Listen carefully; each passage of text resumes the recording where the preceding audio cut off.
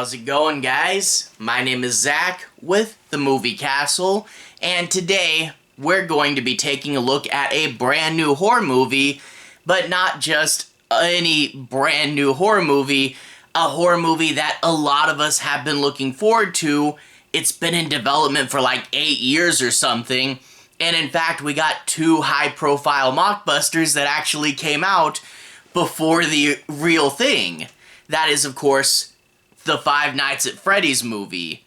This just came out October 28th, 2023, and is put out by Blumhouse. This is directed by Emma Tammi, stars Josh Hutcherson, Piper Rubio, Elizabeth Lail, and Matthew Lillard.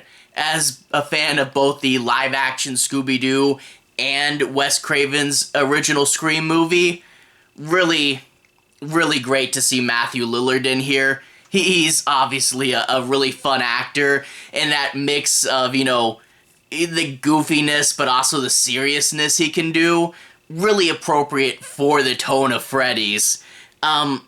This is, of course, based on the series of games by Scott Cawthon, who also in this movie is both one of the writers and a producer. Really cool to see them take the game's creator and let him have a significant amount of impact on the movie. It's his games and very much his movie as well. Good to see his involvement. Now, if you guys know this channel, you know I'm more of a movie guy. I'm not a super huge gamer, and when I like to play games, it's usually old school arcade games, Pac-Man and Galaga and Centipede, stuff like that. I don't care too much about modern games, with 2 exceptions: Minecraft and Five Nights at Freddy's. Freddy's, I mean, both of those really, not just a video game thing, but also very much a YouTube thing. And I've seen quite a bit of YouTube in my day, and I remember when Freddy's was first making the rounds, it was quite a thing. Watching your favorite YouTuber jump at jump scares, wondering if they would get to the end of all 5 nights. What's up with the Golden Freddy? You know, I remember stuff like that, and then more games would come out and you'd get little pieces of the story, and the story would become lore, and you'd watch hours of videos talking about fan theories and stuff. Yeah, no, Five Nights at Freddy's was such a thing on YouTube for so long, and this movie's been in development for so long. A lot of us were really waiting for this, and now it's finally here, and I really am glad. Overall, I thought the movie was pretty good. Now, I do want to say, there are some flaws, obviously, and some things that I would have changed, but overall, there are stuff that really does work with this movie. One, actually quite a surprising amount of good character work. Mike Smith, you really do care for him. He had an older brother that went missing and a younger sister that he has to take care of and raise by himself. He's trying his best in a hard predicament, and you see why he has to work at Freddy's. And there's a whole mystery with what happened there in the past. And it was funny that I was glued to the mystery. Despite knowing so much about the games already, you can kind of tell where a lot of this plot's going.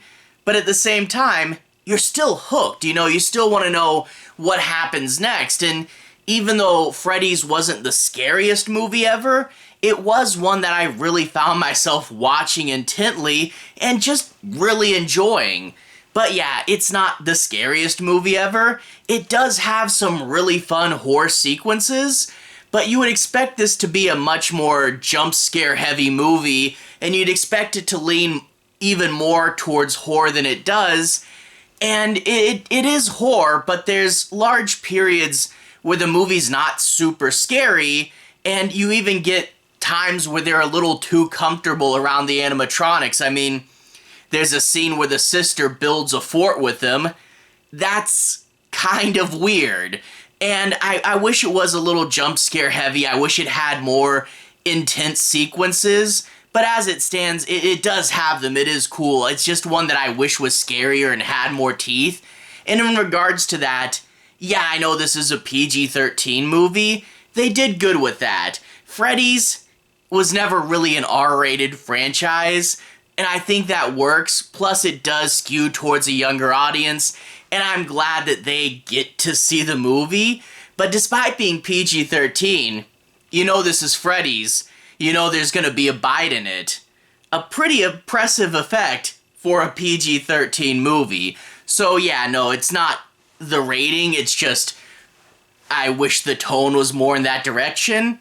There's also a few things from the games that didn't quite transfer over to film. I mean, for example, in the games, Mike Smith's gonna die over and over again as you fail. In the movie, you know he's gonna make it till at least the ending, so there wasn't quite as many excuses to do quite as many kills, you know? And also you get things like more side characters. The younger sister, Vanessa, shows up, which I know. You get a lot of characters hanging around, and in turn he doesn't feel quite as lonely in Freddy's as you do in the game. And also, there's this whole dream plot, and in turn he falls asleep at Freddy's a lot. And I did like the dream plot, but one thing about Freddy's, one thing why it was so cool is because staying up all night is a really fun thing to do, and it's something that, you know, kids, especially like high school age, try to do like all the time. So I didn't like that he doesn't stay up all night. That, I feel, was part of it. And yeah, that creepy stalking atmosphere that did one of the animatronics move, or am I just crazy? That kind of atmosphere, it's not as intense as the games. But that being said, I still liked it. It was cool to actually see the animatronics on film with a lot of practical puppets and costumes thanks to the Jim Henson Company. The Freddy crew looks really great, and overall, like I said, solid character work and an interesting mystery. It really did keep me hooked, even though I wish it was scarier and more brutal, but, you know, whatever. Let's talk a little bit about the plot.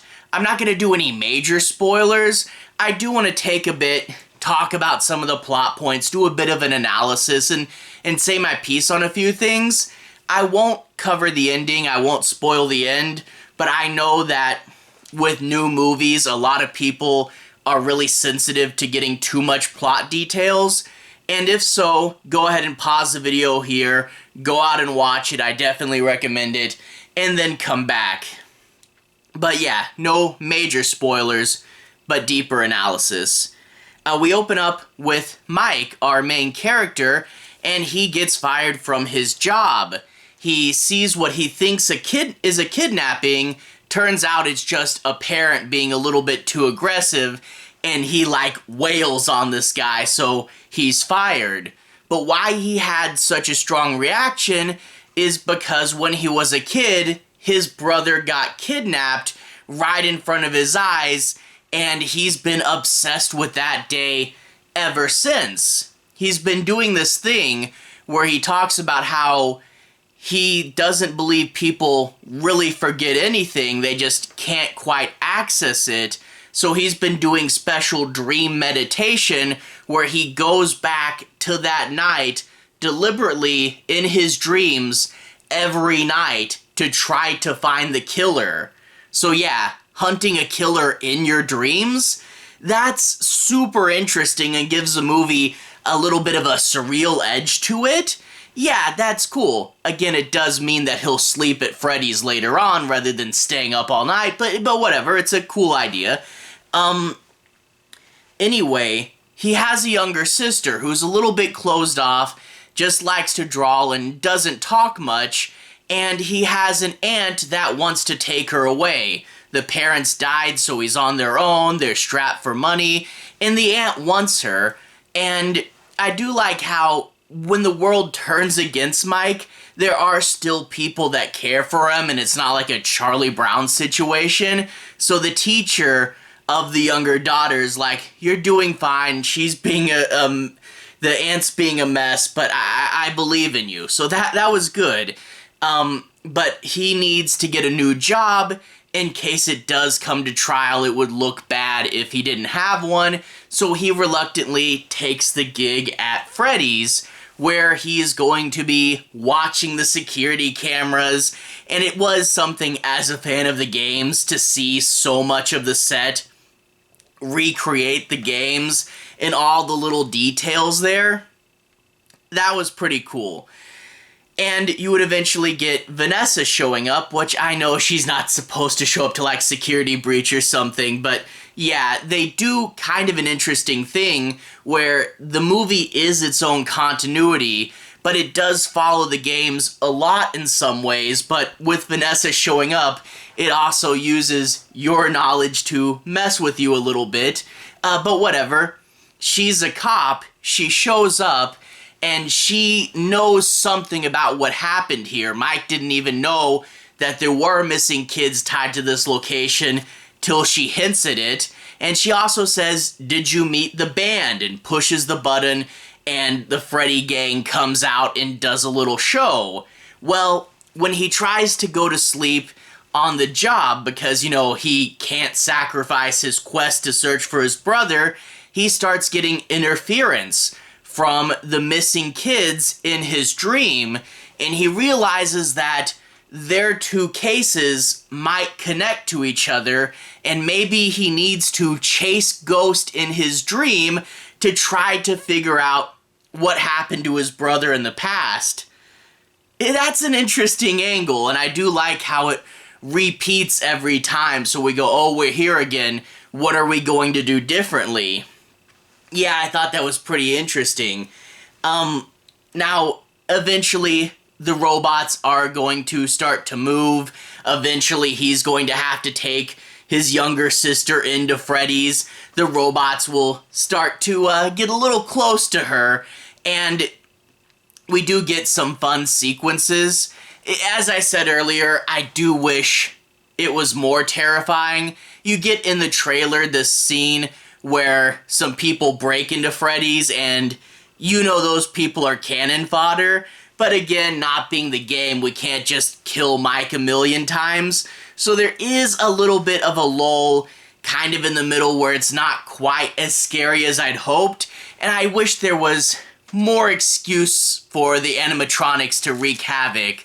But it is really cool to see them there, and it is cool to actually see Freddy as a practical prop on the big screen. So even when it wasn't super scary, I was invested in it, and it did lead to a pretty fun finale. It won't spoil what it is.